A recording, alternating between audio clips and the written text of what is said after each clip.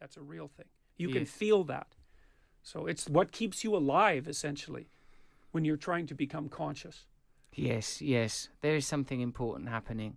I feel like what we were saying before about the acknowledgement of difference needn't infer inferiority. That is something that we must definitely invite. not. Well, we should be actually. Well, and this is part of what the radical leftists keep saying is, well, we should celebrate diversity. It's like, yes, but what that means first is the admission that people actually differ. Otherwise, you don't have diversity. It's like, I'm glad there are conservatives. I'm glad there are leftists. The conservatives run things.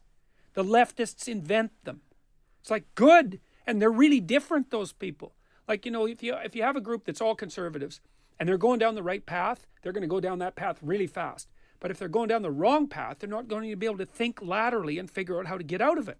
If you have a group of left-leaning creative types, it's like they're going to come up with 100 ideas.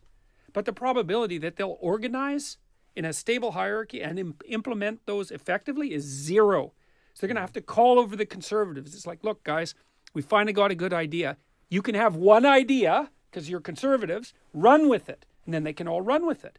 And so it's really good that we have people who are like that on both sides of the distribution, because otherwise the creative types would sit around and come up with new ideas till they starved to death in squalor. Those and potheads. Yeah, well, exactly. And the conservatives would just ossify and run down a road that got narrower and narrower and narrow, and they'd all end up stuck between two cliffs. And that'd be the end of it for both of them. Thesis, antithesis, synthesis.